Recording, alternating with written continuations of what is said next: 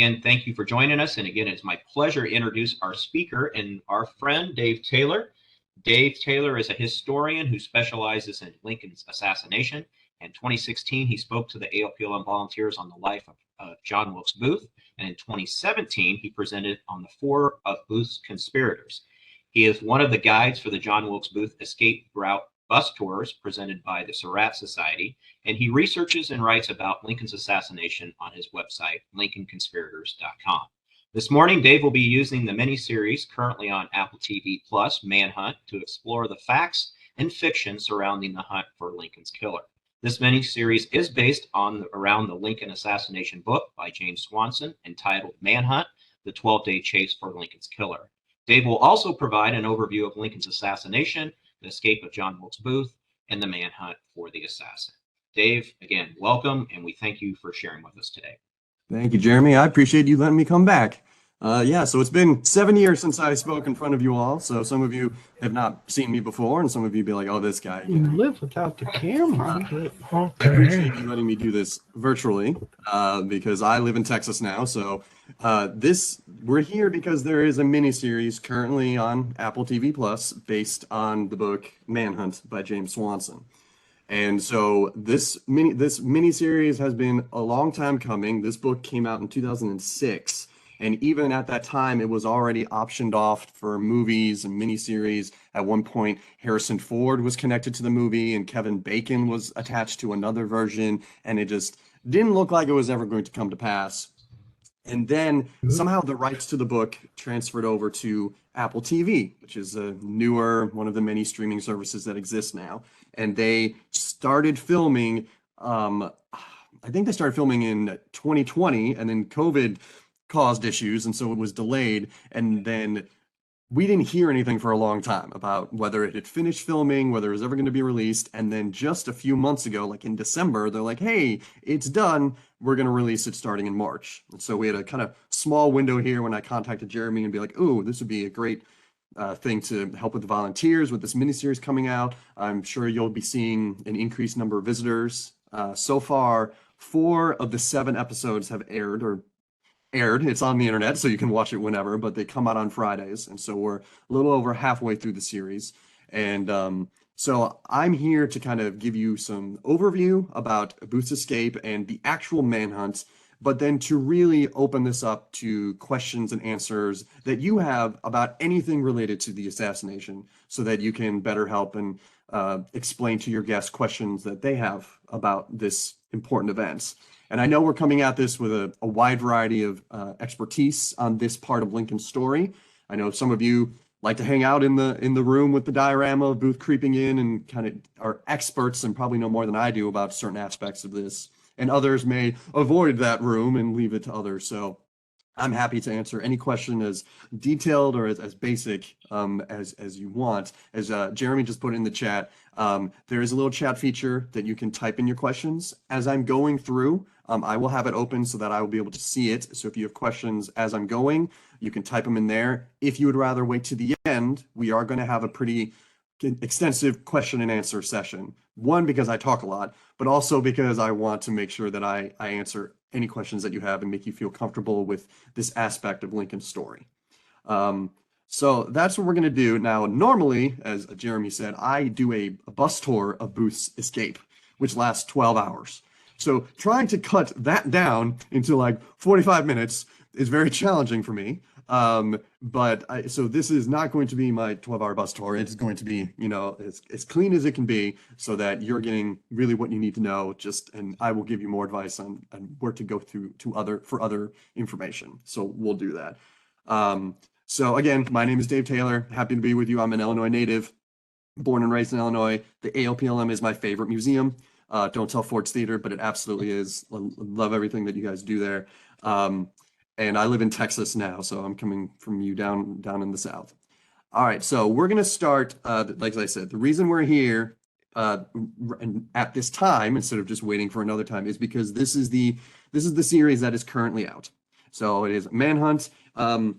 It is named after the book by James Swanson, as I said, which is a New York Times bestseller. This was on the New York Times bestseller list for weeks and weeks and weeks. It's very popular. Most people who have read about Lincoln's assassination have read Manhunt. This is kind of the go-to book for anyone who is starting off and wants to learn. And even people who don't really think they want to learn, they get stuck in because this is very well written. Swanson writes it like a thriller, and so it made sense that this would be transformed into a miniseries. And we're going to talk about the miniseries a little bit later, but we're really just using it as a jumping off point to kind of just talk about what is the reality, what are the facts behind the escape of Booth and the actual search for him and his other conspirators. So I'm largely not going to do too much on the details of the assassination. We will talk about it, but that is very well covered in the museum, and there's not much that I could add to really benefit for it. But I do want to talk about Booth's escape and then the search for him, since that is the manhunt that we're really going to talk about. So the first thing I'm going to do is I'm going to close out this presentation and open up an interactive map that I've created that hopefully will work with all the people in here. My computer can be a bit slow at times, so hopefully it'll be fine. So give me 1 second to close that out and open this. Got all these boxes in my way.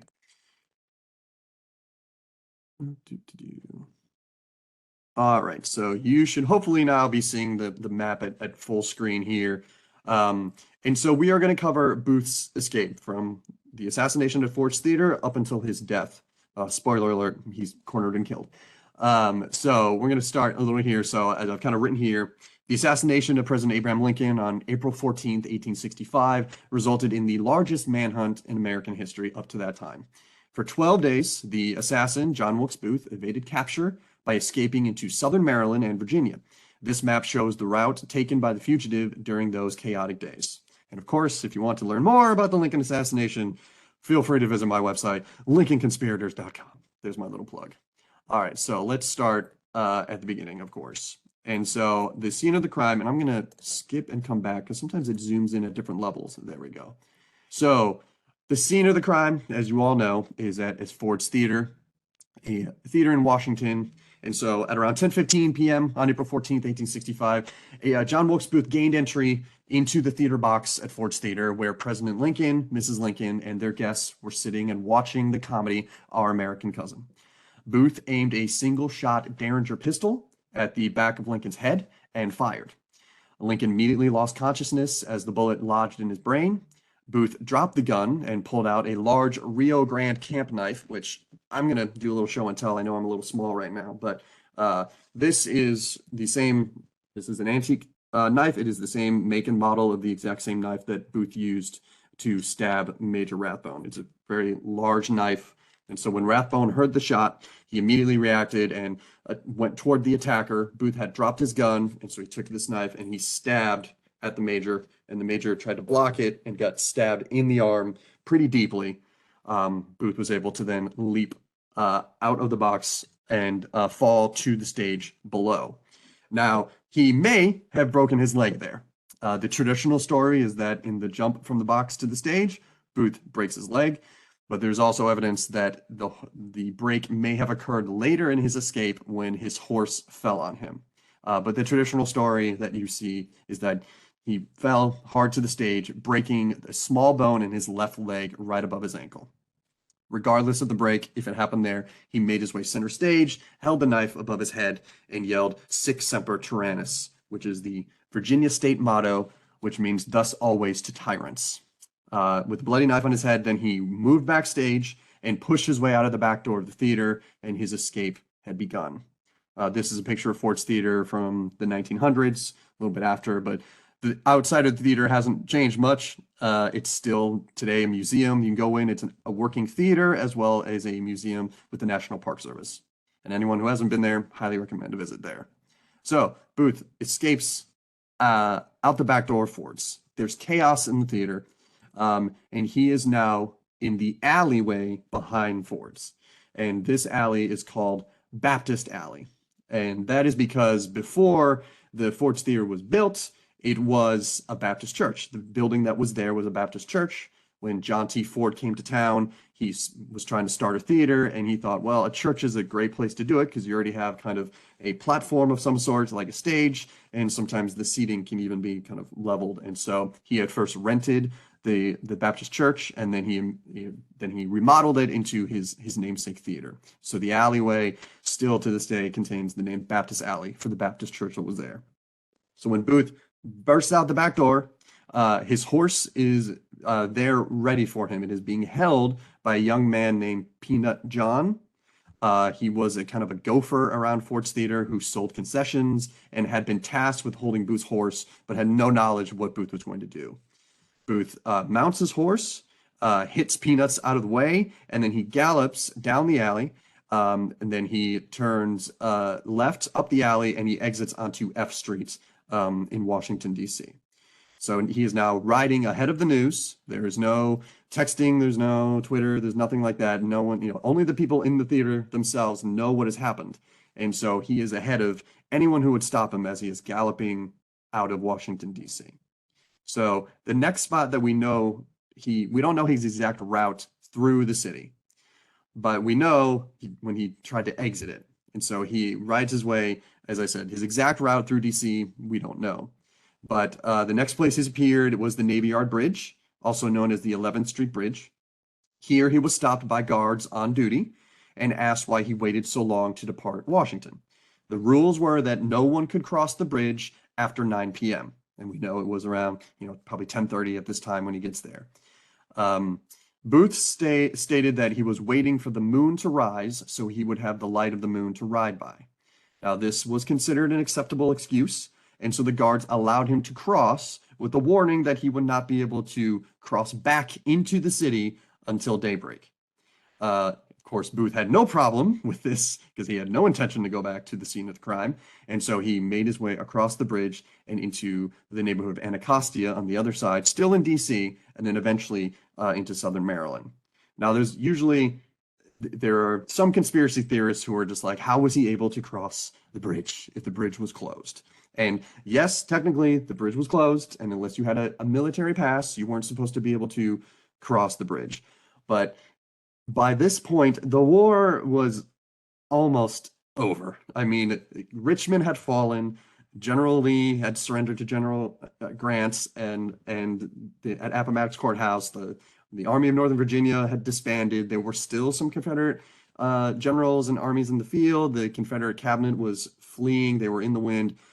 And so even though the orders were that no one was supposed to leave the city, things were a little lax. The day before was the grand illumination, as you have that lovely display at the museum showing everyone partying. And so the guards on duty were like, there's no risk to us from anyone leaving the city. If there's any risk at all, it's for people coming in, which is why the guards tell him, if you leave, you can't come back. And so a lot of people will be like, oh, there's conspiracy there. He knew the secret password or stuff like that. There was none. That's not the case. It was just some guards who were realizing we don't need to really be worrying about anyone leaving. And they did get in trouble for it, but even they only got a slap on the wrist because it was deemed reasonable. There was no reason to question why a man wanted to leave the city. And in fact, his accomplice, David Harold, follows him a few minutes later. Same thing, is allowed to leave the city, but told you can't come back. So there's no real conspiracy here. Just, lucky on Booth's part that the guards were kind of like, nah, the war is almost over. Let's not worry about it. So they leave. Booth leaves DC. He makes his way into Southern Maryland, and he makes his way to a place called Soper's Hill, which and this is around an hour after the assassination, 11:15. He's at Soper's Hill in what is now Camp Springs, Maryland. It is one of three noticeable hills on the road between Washington and Surrattsville. Here, David Harold, who's my picture right there, caught up with the assassin. Harold was a DC-born pharmacist clerk who had knowledge of Southern Maryland from his hunting trips in the region. Harold would remain with Booth for practically the rest of his escape. That night, Harold, the story is that he most likely escorted one of the other conspirators, Lewis Powell, to the home of Secretary of State William Seward, and that after seeing Powell go in to truly almost massacre an entire household, he then rode away and then made his way out of the city and caught up with Booth here at Soper's Hill. There's not much here now. It's all near the Beltway and everything's all built up around it. But back then it was just one of 3 noticeable hills. And so this is David Harold. He's with Booth for the rest of it. From there, at this point, Booth definitely has a broken leg. Again, whether it happened at the theater or was a result of him riding fast at night out of Washington to Soper's Hill, and his horse fell on him. That is what they will tell Dr. Mudd, that his horse fell on him. And the big thing is that when these 2 guys show up at their next spot, they have switched horses. So the horse that Booth got on at Baptist Alley behind Ford's is not the same horse that he shows up on when they get to their next stop here, the Surratt Tavern. And there is damage to Booth's original horse. There's a cut on its leg and a big bruise on its shoulder, indicating that the horse had a fall of some sort. And the bone that Booth broke, the fibula, the small bone on his left leg, it's very common for an equestrian, when a horse falls on you, for that bone to become trapped and it snap under the pressure of the horse in the stirrups. And so it's a very common equestrian injury, which is why the 2 theories of where Booth broke his leg are both the theater and the jump, but also this horse fall theory. Regardless, they ride on, get here to the Surrattsville Tavern in what is now Clinton, Maryland. So it's midnight, April 15th. Booth and Harold arrive at Mary Surratt's Country Tavern. She is not there. She is living in her DC boarding house in what is now Chinatown, the Chinatown neighborhood. The Walk and Roll restaurant is today the Mary Surratt boarding house. The outside still looks the same as it did mostly from 1865, but the inside has got the great Japanese, Chinese, Korean food and karaoke upstairs. So a little bit different, but the country home, the tavern, is still as it was in 1865. It is operated as a museum, the Surratt House Museum. And so Mary had visited there earlier the day of the assassination and dropped off a package that was asked for by Booth. And she instructed her tavern keeper at that time, John M. Lloyd, to have the shooting irons ready. At least that's what John M. Lloyd claimed, she said, which would be very damning to her later on. So when Harold knocks on the door, Booth stays on the horse. He does not dismount because his leg is broken.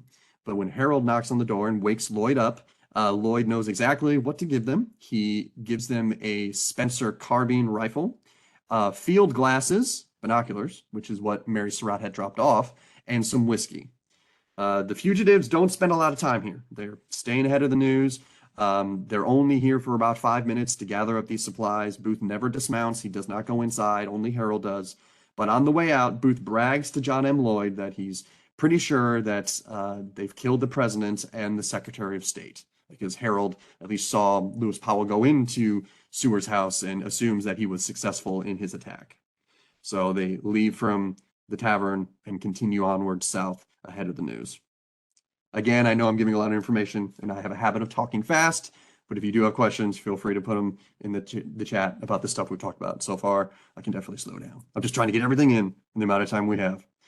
All right, so from Surratt's, we ride south. And so this is just a small little town that was called TB. And this is a picture from 1901. There's a great book called The Assassination of Abraham Lincoln by an author named Osborne Oldroyd. Oldroyd is known to you guys there in Springfield, as he was at one point, he was the caretaker of the Lincoln home in Springfield. And he lived in the house and he took care of it. He was a big Lincoln fan. And he lived there, but he got in trouble with Robert Todd Lincoln because he had a picture of Booth on display, I believe, on the mantle in the Lincoln home, and also would sell tiny little relics of like curtains or carpet to people. And so Robert Todd Lincoln eventually got mad at Osborne Oldroyd and essentially made sure he was kicked out as his role as the caretaker of the Lincoln home. And so he left Springfield and made his way to Washington, D.C., where he became the caretaker of the Peterson house where Lincoln died.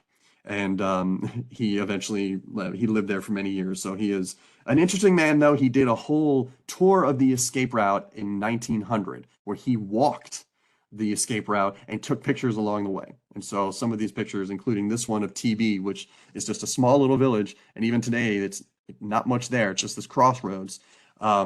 He visited there along with lots of other places and talked to people who were still alive who had been around in 1865. And so we know from his little tour that around 1 a.m. on April 15th, two riders were heard riding fast through the small crossroads town of TB.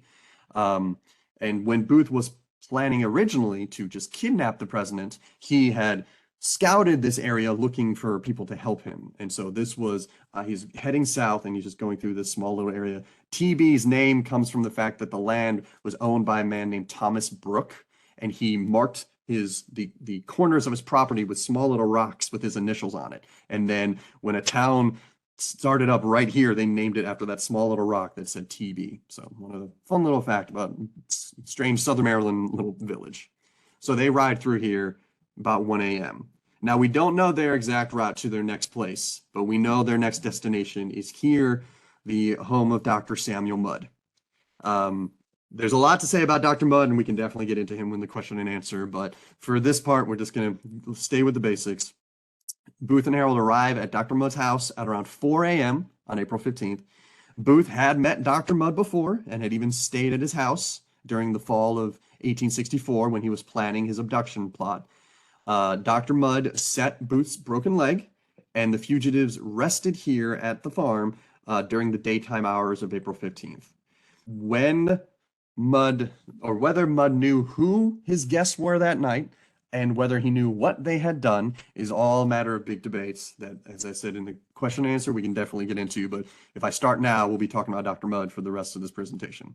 But they come here, the leg is set, they stay here during the daytime hours, and they do not leave until around 4 or 5 p.m. in the afternoon. During that time, Harold has gone into Bryantown, the closest town here, looking for a wagon to transport Booth and his broken leg, but he's unsuccessful. And so he comes back and they mount the horses and continue on their way. They first go, they're trying to get to the Potomac River. In order to get to the Potomac River, then they need to move in the southwesterly direction. So that's where they start from Dr. Mudd's, and they enter this area behind Dr. Mudd's, which is known as the Sakai Swamp. And it is a swamp run that runs north-south. Really, it starts right about near Dr. Mudd's, a little bit further north, and runs south to the Wacomico River. And it's this big natural barrier to Booth and Harold in trying to get to the Potomac River. They become lost and disoriented in the swamp, and they emerge a couple hours later and found they've only gone about a mile from Dr. Mudd's house.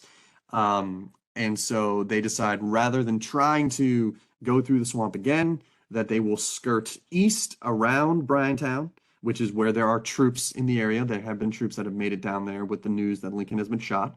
Dr. Mudd will claim it was while visiting Bryantown during the day of April 15th. That's when he first learns that Lincoln has been shot, but that he does not know who did it.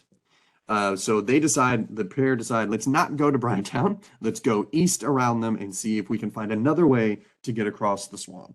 So they avoid the swamp, and they eventually come to the home of a man named Oswell Swan. And those of you who have been watching the miniseries, Swan was a pretty big character in episodes 2 and 3. Swan is a free black man who lives kind of in a more secluded area in Charles County, Maryland. He was a tobacco farmer.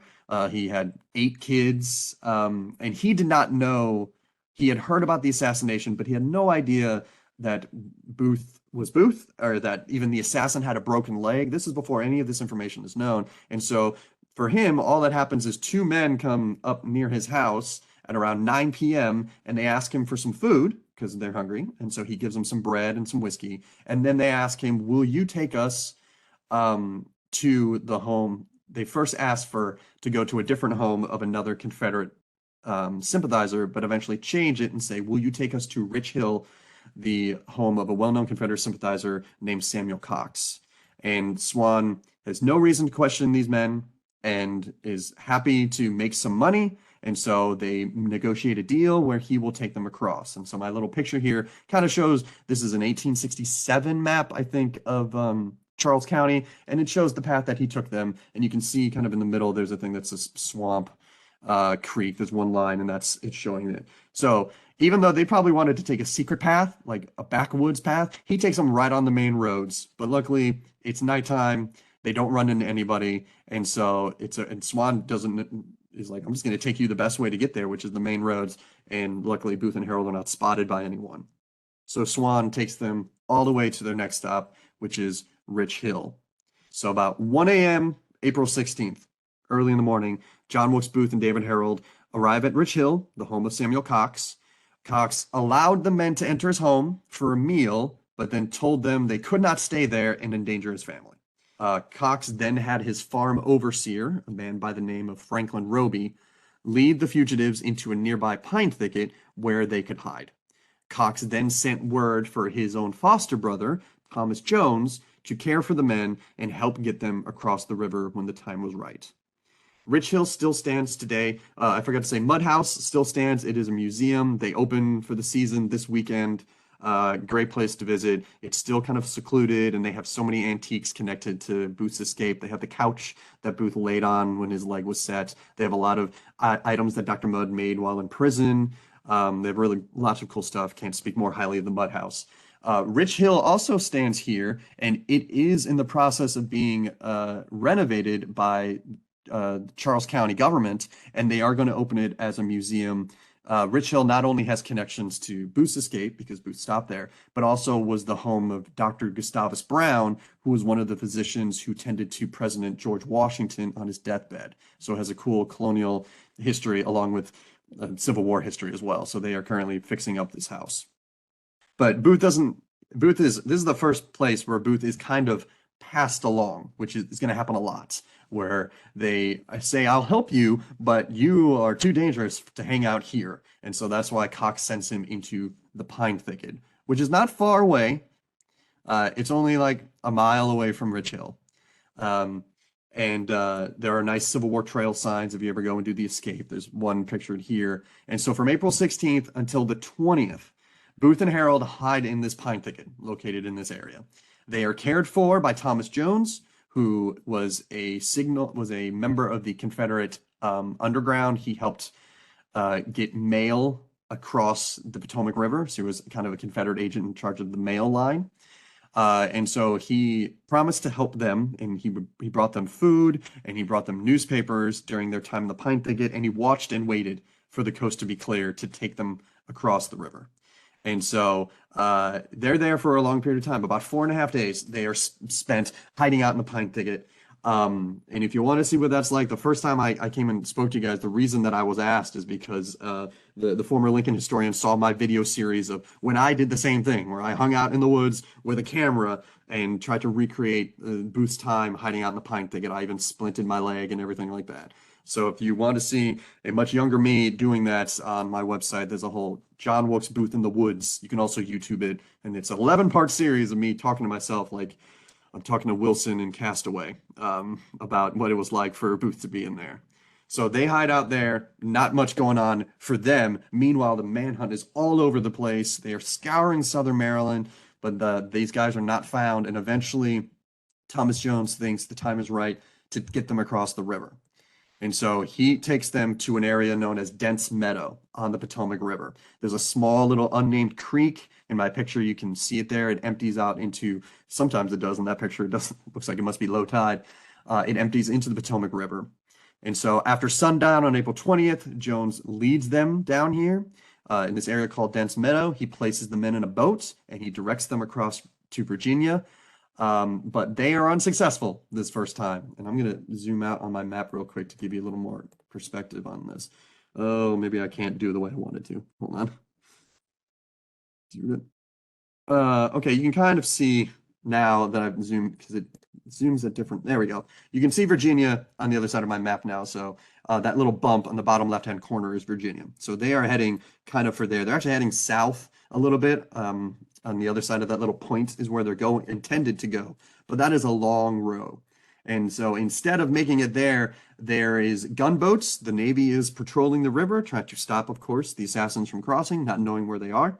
And there's also a pretty strong flood tide that actually goes upriver, especially when you're near the shore. And so because of either a gunboat or because of the flood tide, the men actually end up in Maryland. Oh, I can move the map. Oh, thank goodness. Okay, let me go back to show you. So they were there, and then instead of going south, they actually end up over here and land in Maryland. So they're still in Charles County, Maryland, not at all close to where they were going. So on the morning of April 21st, John Wilkes Booth and David Harold discover that the winds and the waves have pushed them significantly off course. And instead of landing in Virginia, they have been pushed farther north and are still in Maryland. Harold recognized that they were at Indiantown Farm, which was owned by a man named Peregrine Davis. And Davis's son-in-law, John J. Hughes, allegedly allowed the men to sleep in a former slave cabin on the property for almost 48 hours before they tried to take the Potomac again. And in this picture, you can see there is the reconstructed slave cabin on the right-hand side. And in the background, there's the big house. So they were hiding right near the water's edge in this cabin. They have to wait so long because Harold is the one doing all the rowing. With Booth's broken leg, he has a compass and a candle, and he's trying to direct them. But otherwise, Harold's doing it all, and his hands are blistered and raw from a whole night of rowing. And so they need to rest for 2 days before they try it again. But eventually, when they do take the Potomac again, they are successful in making it to Virginia, but not exactly where they were meant to go. They had been directed to go to the home of Mrs. Cusenberry in Machota Creek, and that is going to be our next stop. But they land at Gambo Creek, which is a small little creek right here off Matthias Point, Virginia. And so they land here accidentally, not being familiar with the terrain. They make landfall here April 23rd. Due to his broken leg, Booth stays with the boat. They have no horses now. The horses that they had with them were killed when they were in the pine thicket. They made too much noise. They couldn't be fed. And so they were actually taken into the swamp, shot, and killed in the swamp.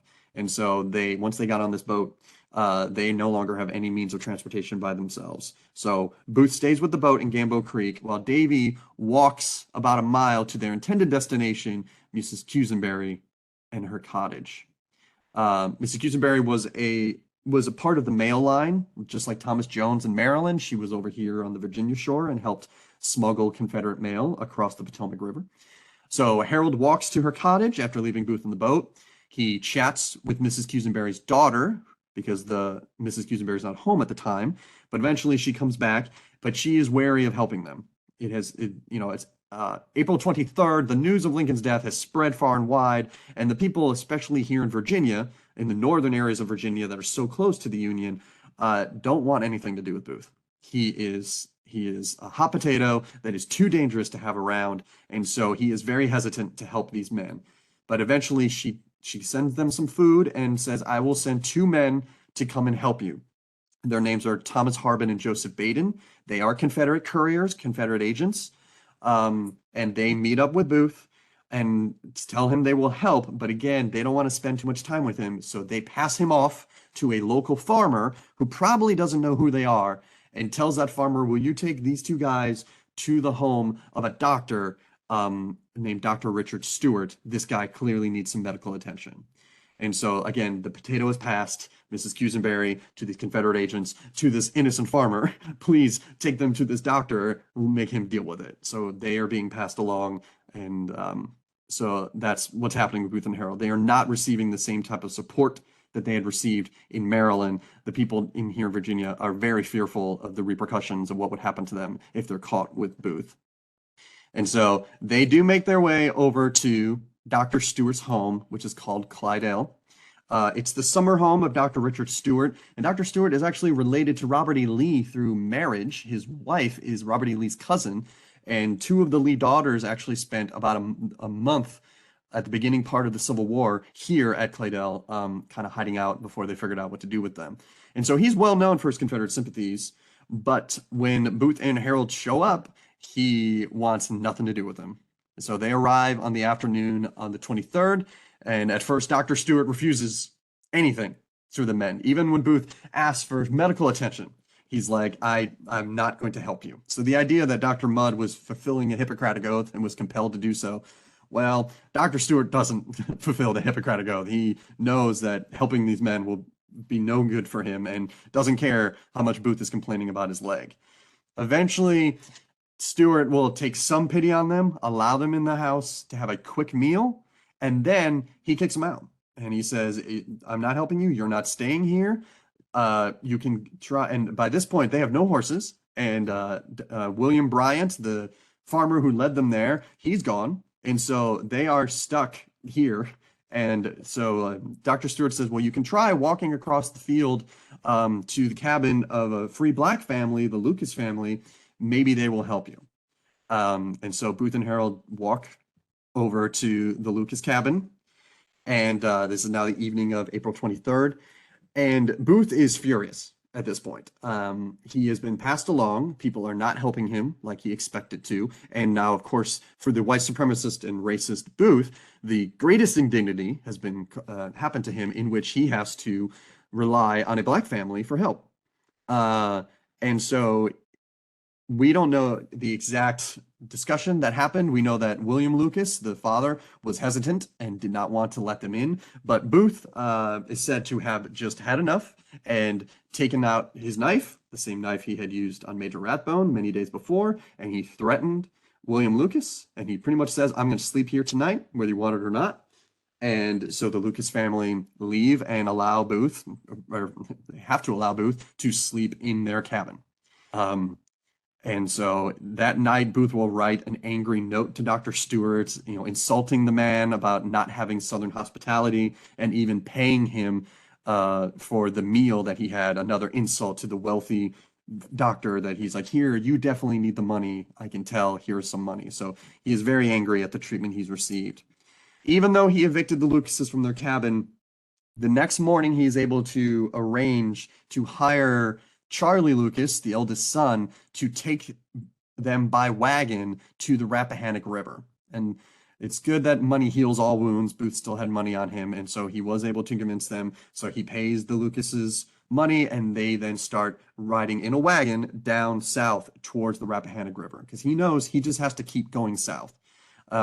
The idea of escaping to Richmond isn't really feasible because Richmond has fallen, but he knows that he was really hoping once he landed in Virginia, everyone would help him and everything would be fine.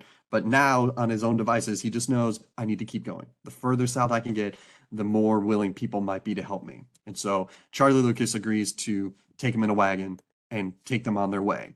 And on their way south, there's some local lore here. You won't really find it in a lot of the books, but the people in King George County, Virginia, talk about how on the morning of April 24th, as they're all in this wagon heading toward the Rappahannock River, that Booth and Harold and Charlie Lucas stop at this community called Office Hall, and that there was a home located here. This picture is the house that was built on the foundation of the old house, and that they apparently had breakfast here.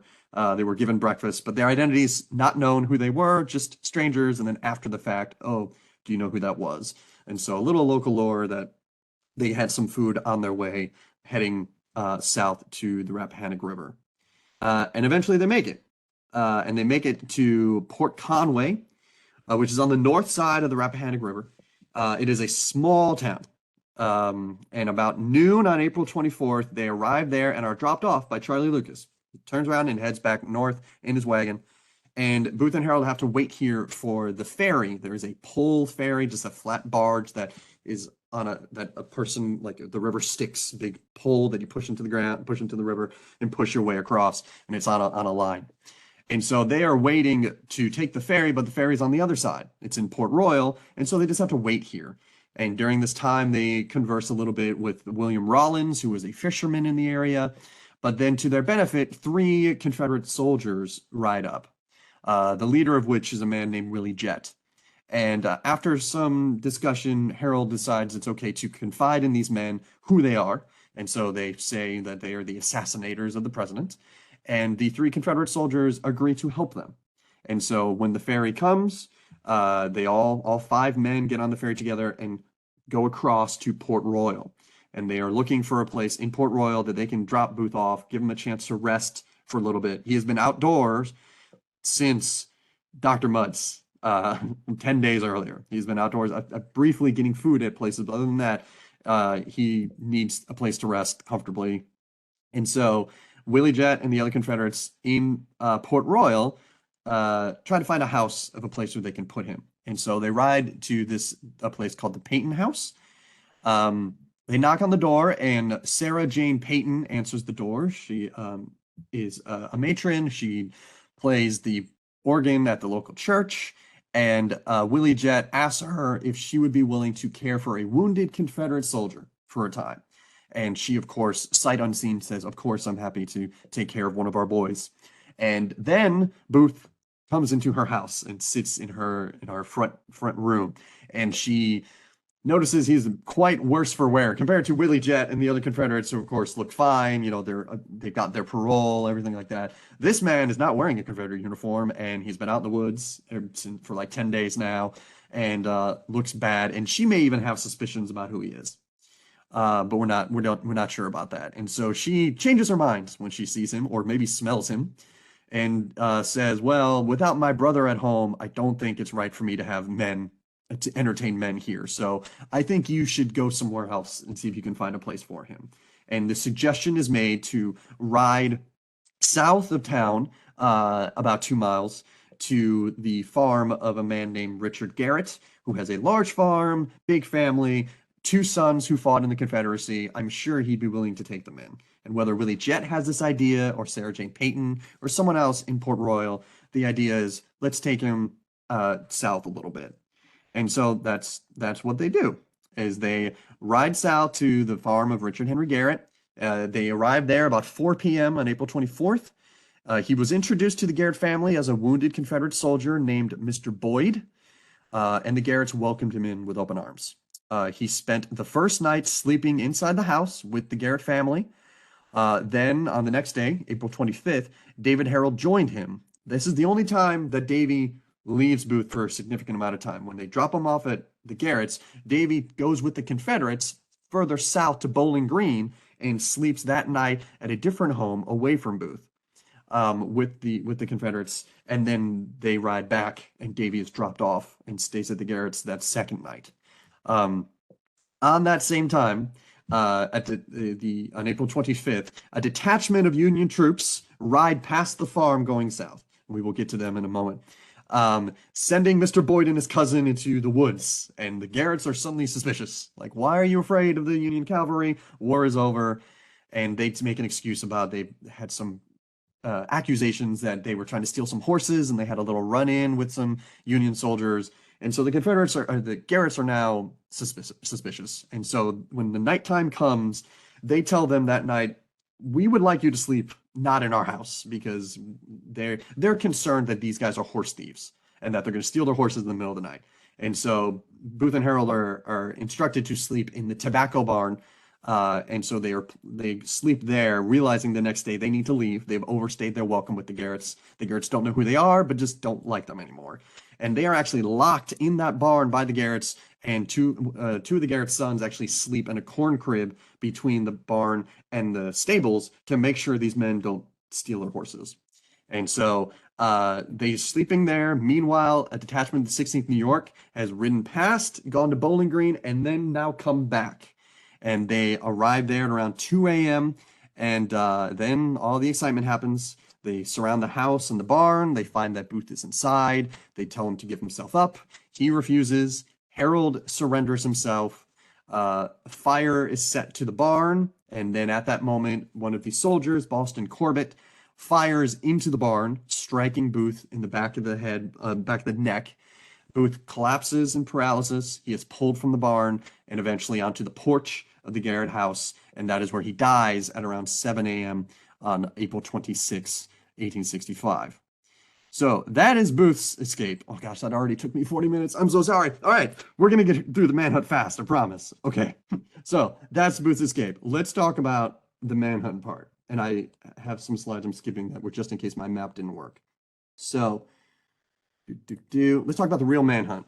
This is an image that was in the newspapers. It's in Frank Leslie's illustrated newspaper, and it shows them planning the capture of Booth. And I really like it because it looks like, oh, it was so basic. They're just like, we should just go here and find him.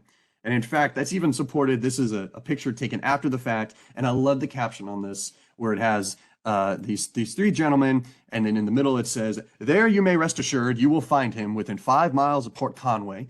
You will have a detail of cavalry who will be strictly subordinate to your order. There must be no shooting. The villain must be captured alive and at every hazard." And those are Colonel Baker's instructions to his assistant. The man in the middle, the seated man, is Colonel Lafayette Baker. And then under the caption, it says, "Booth was found within 3 miles of the place designated." So what I like about this is it looks like, look how easy it was. We just said, go to Port Conway. He's close to there, and that's where he was. And the cavalry will listen to you, and don't hurt him. He must be kept alive. Everything in this caption is wrong. It was all done by these guys because they wanted to make sure they had the greatest share of reward money. So after the fact, they made it seem like, look, we knew exactly where he was. We were in charge. They weren't supposed to kill him, but the soldier did. So we should get the most money because everyone else did a terrible job. In reality, the manhunt was huge, disorganized, and just lucky. Here is my Brady Bunch image of, here's the story of lots of people who took part in the manhunt. And these are 30 people who took part, okay, 29 and a horse, if you can spot the horse, good, who took part in the manhunt for Booth. And these are people that I have pictures of and not representative of the hundreds of people who actually took part. And so the idea that it was such a well-oiled machine is not at all true. Everyone was out there looking for Booth and looking for Harold and going all over the place. The manhunt was huge and in the beginning stages was completely chaotic.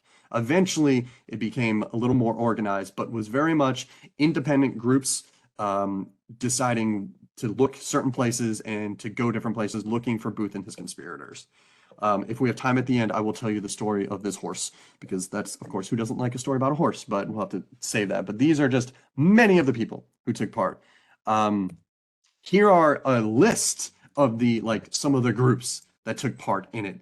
So the original people who are really doing the investigating are the DC police force, because it's a crime that happens in their city. And so the first people who really are involved in this are the DC police. But then it becomes a War Department thing, and you have the military taking the lead role. But these are just people: the Metropolitan Police Force in D.C., the City of Baltimore Police Force. They thought Booth might escape up to Baltimore. They were sending men up there. The Provost Marshal Office for Defenses south of Potomac. Pretty much that's Southern Maryland's Provost Marshal, the D.C. Provost Marshal, the Maryland Provost Marshal, the 9th Veteran Reserve Corps in D.C., the 11th Veteran Reserve Corps in D.C., the 13th New York Cavalry, the 16th New York Cavalry. Those are the big guys who find him. The 22nd U.S. Colored Troops. They scour Southern Maryland. The 213th Pennsylvania Volunteers are in Northern Maryland, and them and the 1st Delaware Cavalry arrest one of the other conspirators in Northern Maryland. The 3rd Massachusetts Heavy Artillery are the ones who were guarding the bridges. The 8th Illinois Infantry, or Cavalry, there were 700 men from the 8th Illinois Cavalry who rode into Southern Maryland. And this sign that I have here is actually, there's a subdivision in Charles County called Century Woods, which is named after this detachment of the 8th Illinois that camped in that area on the search for Booth. So even now, almost 160 years later, it still, has this connection that there were so many people in here looking for Booth.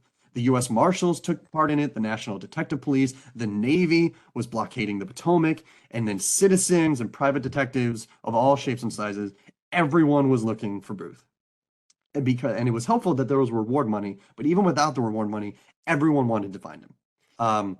Eventually, the organization got better, that it wasn't just these chaotic groups, and it was organized all under the War Department.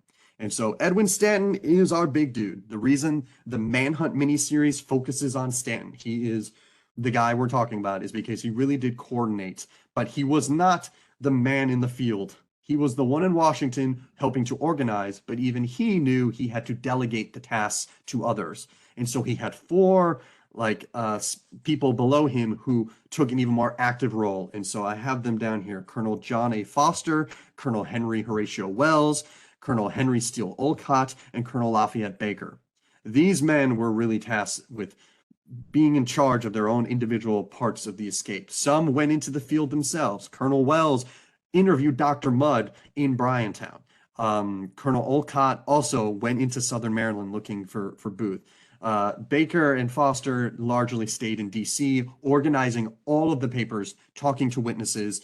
When people were arrested and brought into Washington, interviewing them, it was a hugely delegated manhunt. But still, they were all over the place. There were clues coming in all over the place. Where could these men be? And so it really was just a matter of luck that the manhunt actually found Booth at all. And it kind of starts here. This is a lucky break. So this is the DC Provost Marshal James O'Byrne, and he had detectives, his own detectives, and he sent them into Southern Maryland as spies, thinking, hey, let's see if we can find these guys, but not by riding fast and a bunch of troops, but just as guys, as spies, trying to figure out if anyone knows anything and seeing what they can ferret out. So on April 19th, he has two detectives who are in this area called Swan Point in Southern Maryland, and they're talking to locals. They're dressed as civilians. They're just like, hey, you seen anything? Trying to be undercover. And a farmer talks about how on April 16th, he saw two men cross the river in a rowboat. Now, this was not Booth and Harold, but it's just one of those leads. And so they're like, okay, the detectives pass this lead on to Major O'Byrne, and they pass along to DC, but it's one of hundreds of leads of what could possibly be Booth and Harold. And so it's not originally followed up on because there's so many things to follow up on. I will say the two detectives who first heard it did travel into Virginia and looked for Booth, but they couldn't find him. It wasn't him. That's probably why. But so they just kind of wait on it. But then more time passes. April 24th, it has been 10 days since Lincoln has been shot, and they still don't know where he is. And so O'Byrne has made his way into Southern Maryland and is once again reminded of this lead, and he decides we really need to follow this up. So he passes the information along to Lafayette Baker in D.C., who then asks permission from the Secretary of War, Stanton, can we send men into this area of Virginia in case they're around? We might as well follow this up. Stanton says yes. So Lafayette Baker, the middleman, takes two men who are detectives for him, Everton Conger and his cousin, Luther Byron Baker, and says, you two are going to go with a group of cavalry, and you're going to go and follow this lead that maybe Booth crossed on April 16th and see if you can find him. So they go and find a group of Union cavalry. They go and find the 16th New York. They are stationed at the Lincoln Barracks in Lafayette Square behind the White House.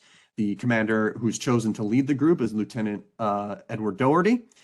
He took the first 25 men who responded to Boots and Saddles, including the man who's also pictured here, Boston Corbett, who is the one who will shoot Booth. And they depart Washington on the John S. Ide, heading for Virginia. So they're steaming their way down. It's April 24th. At around 10 p.m., they arrive at Belle Plaine. So there's my little map here that we're going to see their movements. And so they're not really near where Booth is at now, but they land here at the steam landing. This was an area of Virginia that went back and forth between the Union and Confederate, but there was a nice pier. Nowadays, it's just a local little fishing area. But they arrive here, and they immediately start scouring the area for doctors. They know that Booth has a broken leg now by this point, and so they're looking for doctors. And so they ride their way, talking to people overnight. And by 7 a.m. on April 25th, they have come to this place called Bleak Hill, which is owned by Dr. Horace Ashton, who has not seen the men, has not seen the fugitives. Booth and Harold did not go by, but they are slowly making their way closer to where the Booth is. And so they decide, let's split into two groups now and head to Port Conway on the Rappahannock and just see if we can find anyone. But let's split up. So they split the cavalry and the detectives, and they go and both eventually meet up in Port Conway, where Booth was 24 hours before. They don't know that yet. They get to Port Conway. There's a building there called Belle Grove. It is actually the birthplace of President James Madison.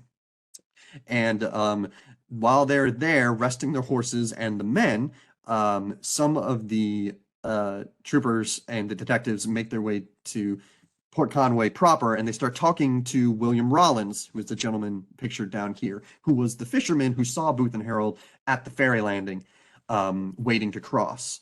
And he's like, oh yeah, there was a man who was here 24 hours before with a broken leg with some other men. I don't know where they were going. They just crossed the river. So I don't know if I can really help you. But then his wife, Betty, who's pictured next to him, well, she's a bit of a gossip and knows that one of the Confederates, Willie Jett, was dating a girl who lived in Bowling Green.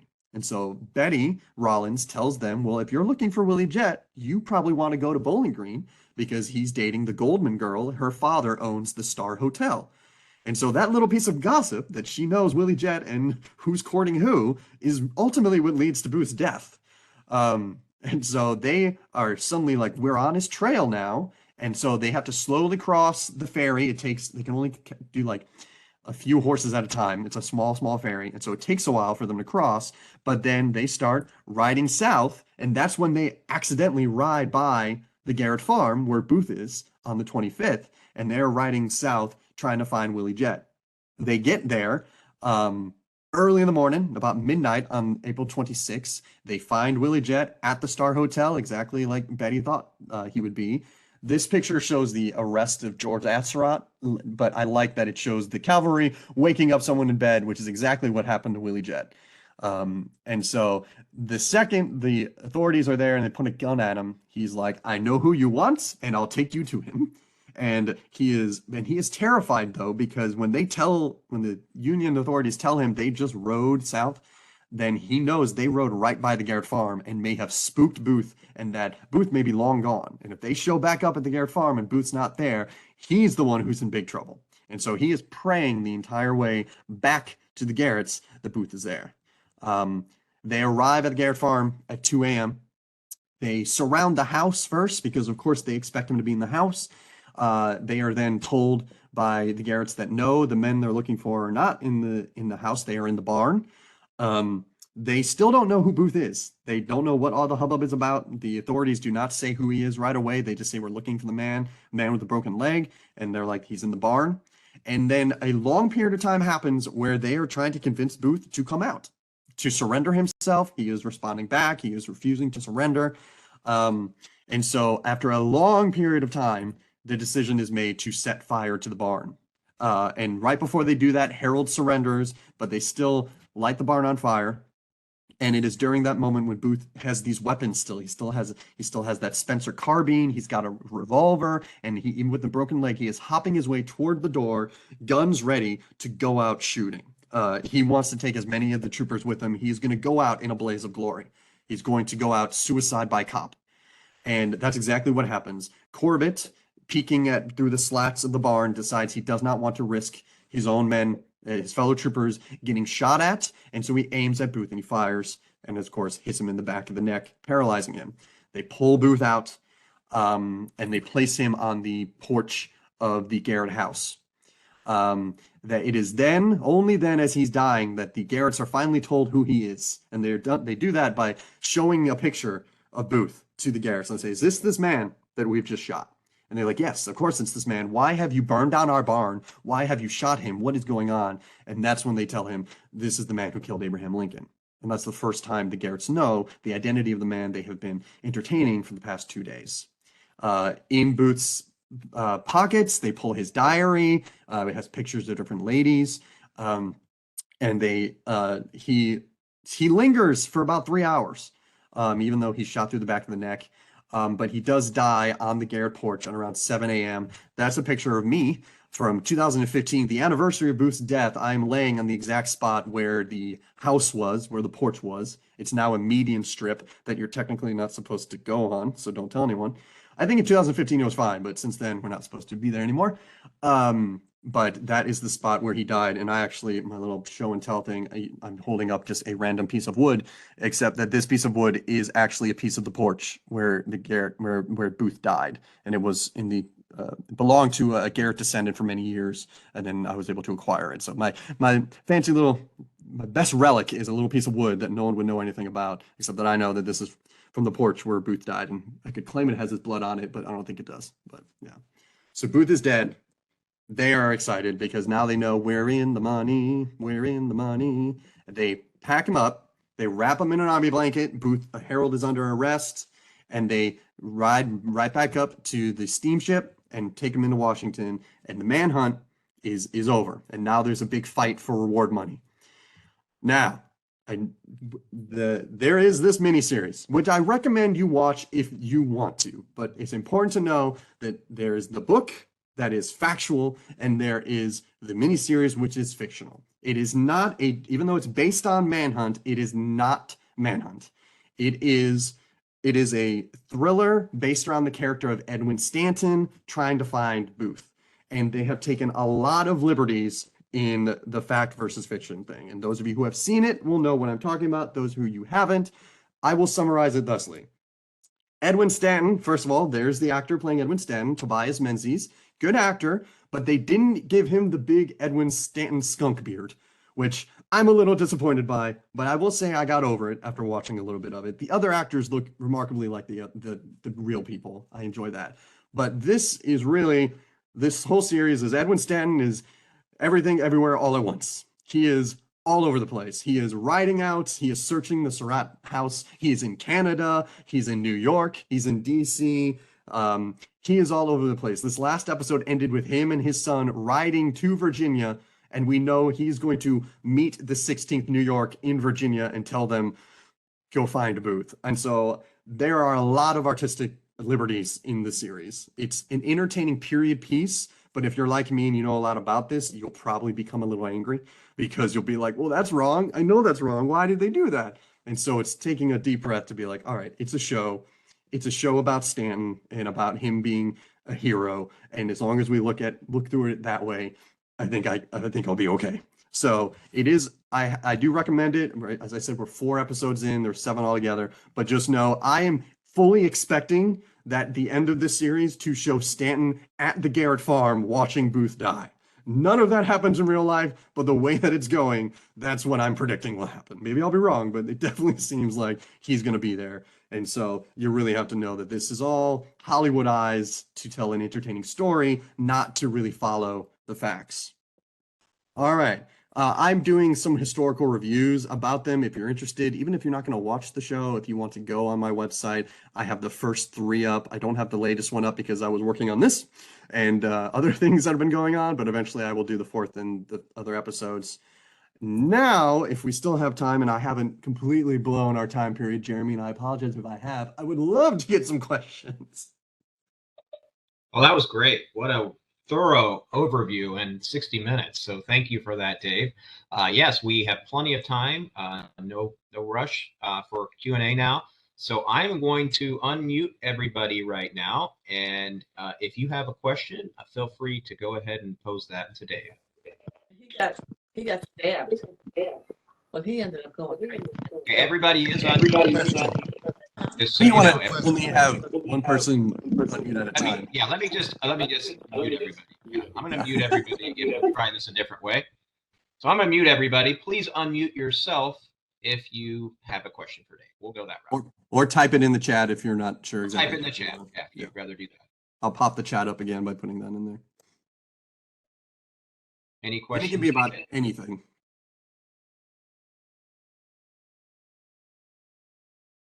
Oh, we have to have some participation. Come on, friends. Yeah, we gotta have. I'm To sure watch. there's- This is Francis. Tag. I think you're open twice here. So let me just. Okay. Go ahead. I had to walk away twice. And I'd like to know more about the 8th Illinois. Oh, yeah. So the 8th Illinois Cavalry were probably the largest group who collectively took part in the hunt for Booth. So they were, let's see if I can get back to that page. Sorry, going backwards. So yeah, they were the largest group. 700 men with the 8th Illinois Cavalry rode into Southern Maryland. And we have some of their diary entries where they're talking about how everyone in this area is what is it? Everyone down here is a rebel, or they're all like, they're just saying about how terrible all the Southern Marylanders are, because most were Confederate sympathizers and how they could find no assistance. And so they were the largest group, 700 men. They were followed closely by the 22nd U.S. Colored Troops, who were also sent in the same area. And they because of just racial disparities. This 22nd U.S. Colored Troops were the ones who had to walk through the Zakiah Swamp. So they were the ones who were being tasked with the dirty job of not just, searching the area, but searching through the swampy areas and stuff like that. And so those two groups did a lot of the boots on the ground search for Booth. And just Booth was just lucky to be in an area where he wasn't found, and then he was able to get across the Potomac before the area where he had been hiding was really searched thoroughly.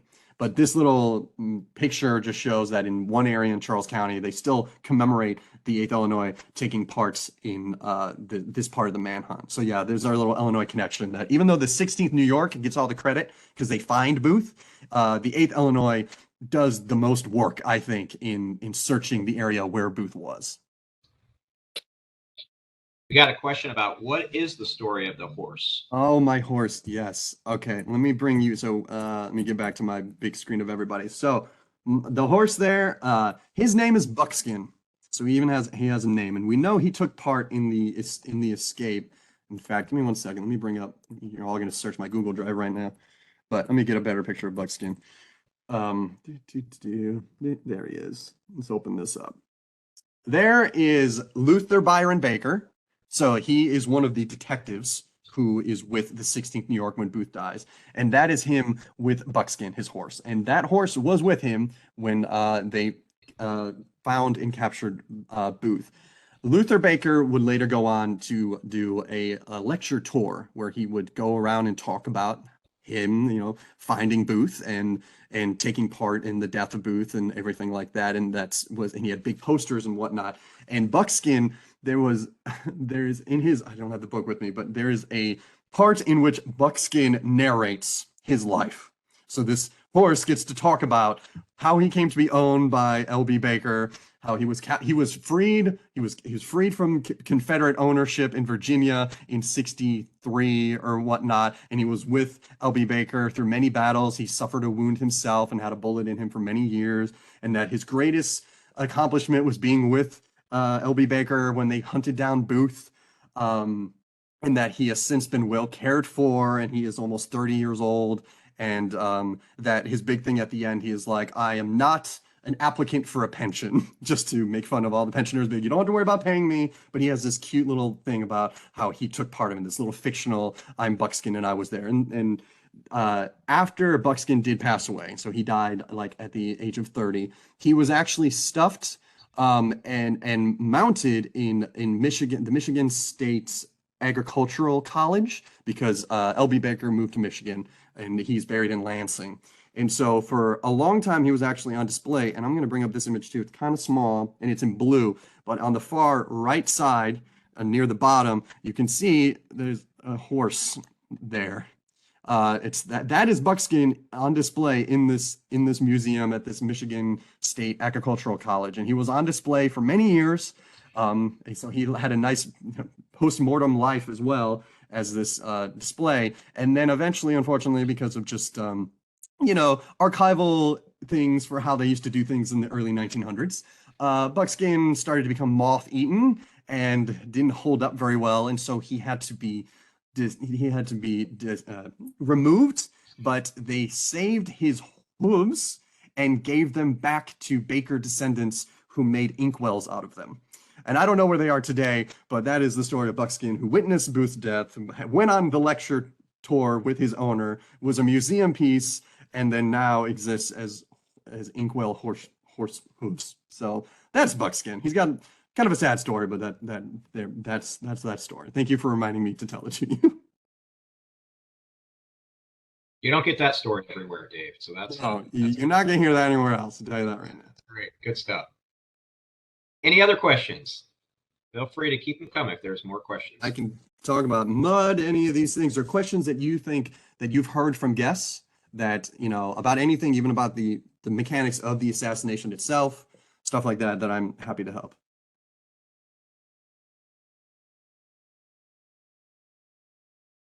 Y'all shy. Yeah. Well, I will give you some recommendations, even if you're like, I've already learned way too much. Manhunt is a good book. I'm not going to deny it. And if you are brand new to this, I highly recommend it. It reads like a thriller. And it's very accurate. It's very good. But if you want more, if you are looking for some more in-depth about it, I always tell people, and I'm pretty sure I said it when I was with you guys last time, my favorite book on the assassination is American Brutus, the one on the left, written by Michael Kaufman. It's more detail. I still think it's very well written, but it really gives you a sense of even more of like the wider, like all the surrounding information. Manhunt is very focused on what it tells, which is good, but I think the context is much better in American Brutus, and the scholarship is really top notch. And Michael Kaufman did the booth tours for many years. He has been studying this thing for decades, and I see it as the best assassination book out there. And so that is one I always recommend to people who want to learn more. You cannot do better than American Brutus. I would never attempt to write my own book on the assassination because the best book in my mind is already out there, and it's American Brutus. So that's how highly I think of it. The other book that he's written for The Escape, Kaufman has written a book called In the Footsteps of an Assassin. It's a much smaller book, more of a picture thing. It's a guide. If you ever want to drive it on your own, that is a book I recommend, that you can get the whole history. Like I said, he used to do the booth tours. It's very well done. If you're interested in learning more about the assassin himself, I like John Wilkes Booth Day by Day. It's like Lincoln Day by Day. It tells you, like, it has part of it that is, this is where he's at, but there's also a good narrative section in each chapter where it kind of gives overview of this is what his life was like and what led him from this well-known, celebrated actor into this infamous assassin, and how that shift happened and what events in his life really caused that to happen. So I think that's always important it's very easy to dismiss Booth as, of course, the crazy, like, Southern white supremacist actor, and not saying he wasn't part of all those things. But there is a deeper story for him that I definitely addressed in the first time I saw you guys, and recommend that YouTube, that this is still on YouTube. So if you want to watch that first speech I did, that covers it. You don't read a whole book. And then one of my favorite kind of secondary books is this book by Ed Steers called Lincoln Legends, which is a series of kind of shorter essays about different myths and hoaxes. And I think you guys sell this in the gift shop. I'm trying to remember. I think it is, because I remember seeing this one. And it's just, I really enjoy it. Steers is another great actor, a great author who has also written Blood on the Moon, which is another great assassination book. But I really like this one because it's a little bit of Lincoln, a little bit of Booth, and just kind of the misconceptions around it. And there are a lot of them. And I see in the chat, someone said, does the series give any caveats about not following history? No. And I will say that has been somewhat upsetting to a lot of historians. I know a lot of folks like myself in this field who are very unhappy with the miniseries. And the problem, I think, is that we were truly expecting, with the name Manhunt and how it's been advertised, we really thought it was going to be a more direct, translation of the book. Obviously, you had to shorten it, and like change stuff up. And we knew Stanton was going to be more of a main character, and that was fine. But I will say that it has taken a lot of historical liberties, things that are, some things are nitpicking. Someone like myself just being mad and be like, oh, Booth's wrong leg is broken. They broke his right leg when his left leg is broken. That seems, that's too bad. But overall, does it matter? No, it's just disappointing to me as someone who knows. But then there have been lots of things that have been made up out of like whole cloth, or things being represented in a way that I disagree with. One of the main characters in the series is a woman by the name of Mary Sims, who was a real person, and she was enslaved by Dr. Mudd from at least 1860 until 1864, when Maryland passed a new state constitution that prohibited slavery. Slavery was over in Maryland in 1864, and Mary Sims left the Mudd farm in December of 1864.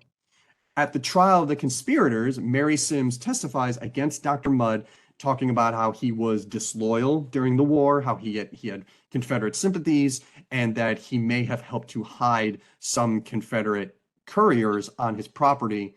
But none of her testimony has anything to do with Booth. It was just to establish that Mudd is a Confederate, did disloyal things, and was more a character witness against him.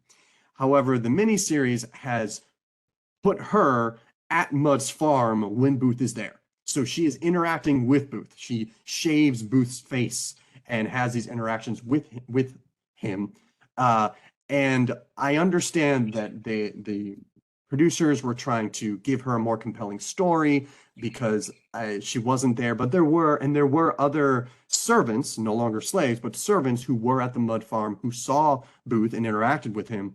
And so the justification is that they kind of merged the real Mary Sims and these people together in order to kind of be able to tell a better story. And I agree with that on the fictional level, but as a historian, it just bothers me that it's like, well, she wasn't there, and now you have people who are going to watch the miniseries and are going to come away thinking, oh, look at how this person interacted with Booth at Muds and things like that, that could cause confusion.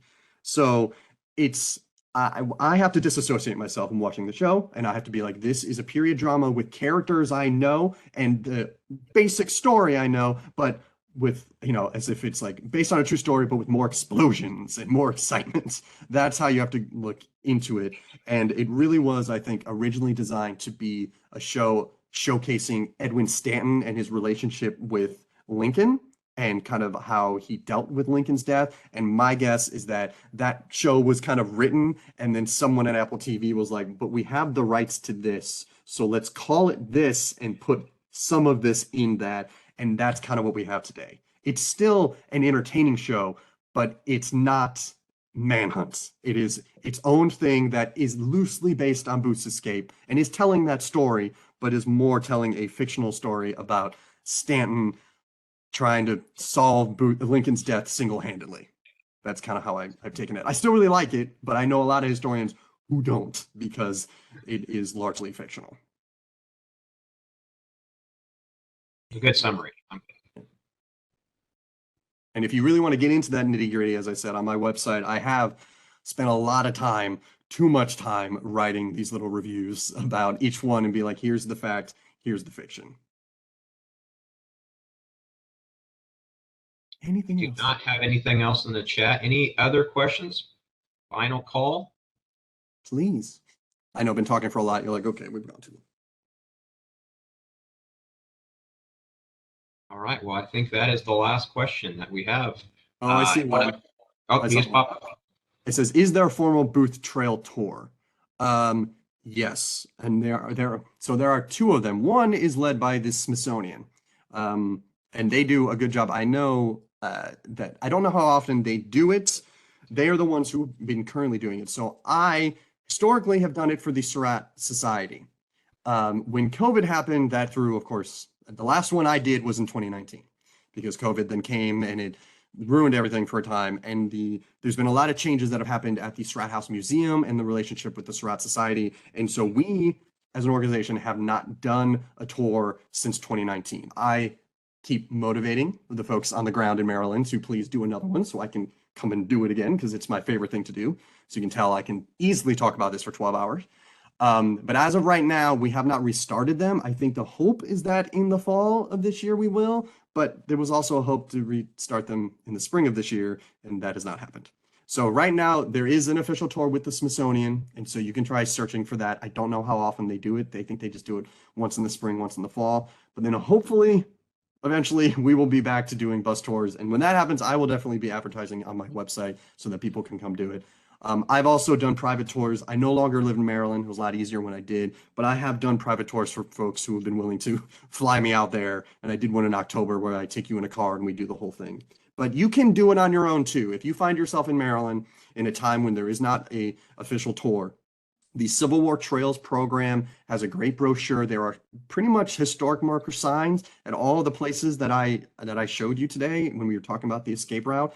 And this book, In the Footsteps of an Assassin, would give you a lot of the context to do it. So if you ever feel like, I want to do it, but there's not a tour right now, I'm going to be in DC, Maryland, Virginia at this point, and I can't do the official tour, it is definitely possible to rent a car and do it on your own. My recommendation is do Fords as a separate day, because there's a long line to get into Fords and everything. Do that on one day and then do the rest if you want to do the rest as a driving day for the rest of it. But it is a lot of fun, and it's interesting how much, especially around the mud house, how it hasn't changed. The landscape is still an isolated farm, and really interesting to see how many of these things are still there even now, almost 160 years later. And thank you all for coming and for participating and giving me these questions. I appreciate it. I love talking to you guys, and hopefully someday in the near future, either we can do another one of these or I can come back in person because I miss the museum too. I haven't been there in a few years now. So we have another question here. Absolutely. From Carol. Could you talk about the capture of the other participants in the assassination? Absolutely. We'll go quickly with it. So there are four. Harold, of course, is captured with Booth. Easy peasy. We talked about that. Lewis Powell, the man who attacked the Secretary of State William Seward in his household, escapes. He doesn't kill anyone. He stabs Seward. He stabs several other people in the household. He escapes out of the Seward house, hides out in D.C. for a time. He gets thrown from his horse. He's not familiar with the area. He hides out near a cemetery for a couple days. And then he is arrested on April 19th in the evening when he shows up at Mary Surratt's boarding house in D.C. at the worst possible time because the authorities have already connected John Wilkes Booth to Mary's son, John Surratt, and they go there that night to arrest the entire household. Wait, I'm wondering if my date is wrong. I'm terrible with dates. I'm pretty sure it's the 19th that he's arrested. But regardless, the authorities go to the Surratt house. They are arresting everyone at the house, at the boarding house, just to take them in for questioning, just to bring them in. They're witnesses, or they might know things. Mary Surratt, her boarders, everybody. Powell shows up, knocks on the door, and the door is opened not by Mrs. Surratt, but by the authorities, the detectives, who invite him in. They ask him some questions, and he claims. I'm sorry, it's the 17th that the arrest happened. So I knew I was off. He gives some excuse about there to dig a ditch for Mary Surratt, and she denies this, and so he is captured. Mary Surratt arrested at the same time. So he walks in on the authorities. George Atzerodt was the one who was supposed to kill the vice president. He gets drunk, does not attack the vice president, eventually makes his way to Germantown, Maryland, which is northwest of DC. In Maryland, and he is hanging out with his cousin, and that was the picture I used for Willie Jet. So I'll bring this back up. He is hanging out at his cousin's home. And so this is, oh gosh, I tried to click it and I switched the slides. He is hanging out in his cousin's home, and they find him on the 19th. That's where I was being thrown off. Sleeping in his cousin's home. They track him down because he had made some reference at Easter Sunday lunch about the assassination of Lincoln, and they kind of connected to who he was, find him, arrest him, take him back to Washington. The other four who were put on trial, Dr. Mudd, of course, is at his home. The authorities eventually come around and inquire about if anyone had visited. He says yes, but he says he doesn't know who they are. He's originally just brought in for questioning before it is determined that, oh, you know who John Wilkes Booth is, and Booth stayed at your house last summer, and you know who he is and everything, and that is what gets him officially arrested and everything. Like, they find the boot that has Booth's name in it, but they already kind of knew that it was Booth who was there. And once it's determined that Mudd knows Booth prior to this, that's what does him in, and he is turned from witness to conspirator as well. The other three who were arrested, Edmund Spangler was a scene shifter at Ford's Theater who briefly held Booth's horse before passing it on to Peanut John. He's just arrested because the authorities are convinced that someone at the theater had to have helped Booth. He's arrested like 2 days after the assassination. And then the other two were participants in the kidnapping plot that never came to be. Sam Arnold was in Fortress Monroe, Virginia, and he is picked up because a letter that he wrote to Booth is found in Booth's papers at the National Hotel. And so they track him down, easily arrest him. And then Michael O'Loughlin, another member of the abduction plot, was actually in D.C. the night of the assassination. And the night before, he was out drinking and carousing with his friends because it was the grand illumination, the celebration of the end of the war. And so they found him in Baltimore like a few days later. So they arrest everyone except for Booth fairly quickly, or within a short period of time. It's amazing how well all this chaotic gathering of information works, that they actually do find everybody, and the main conspirators. The only one who kind of gets away is John Surratt, who escapes, into Canada and eventually over to the Vatican. And it takes 2 years before they actually get him back and put him on trial. But that's another speech. There we go. Hopefully that was fast enough. It was good. Quick run through. You covered a lot there too. Thank you all for your nice words, and I'm glad someone has American Brutus and Manhunt. Good. Then you know more than I do if you've read all those. Well, I think that is the last of the questions. Dave, again, thank you for sharing with us. And please know we welcome you anytime. So if there are other times in the future that you would like to speak upon things, I know I speak for our volunteers and saying we'd love to hear you. We could obviously arrange one of these quickly in the future. So thanks again. And I want to thank everyone for joining us this morning. I appreciate your time and effort to learn more about this topic. And I will turn it off now unless there's any final words, Dave, that you have. No, just thank you for the work you do at the museum. I mean, it's just I love the place. You always have great I'm always jealous when you have the new rotating exhibits and I can't see them. And just yeah, as volunteers, you guys are you're the face of the museum. Other than the first family hanging out there, you guys are the face, and just everything you do, it makes it a great place. And that is the first thing I noticed when I walked in that museum, is just to see the plethora of volunteers and how well educated they are, and how devoted they are to continuing to talk about Lincoln's legacy. So thank you all for everything you do, because you guys are the heroes of the museum in my mind. Well said. Well, thanks again, Dave, and thanks everyone for coming, and we will see you hopefully soon. Have a great day, everybody.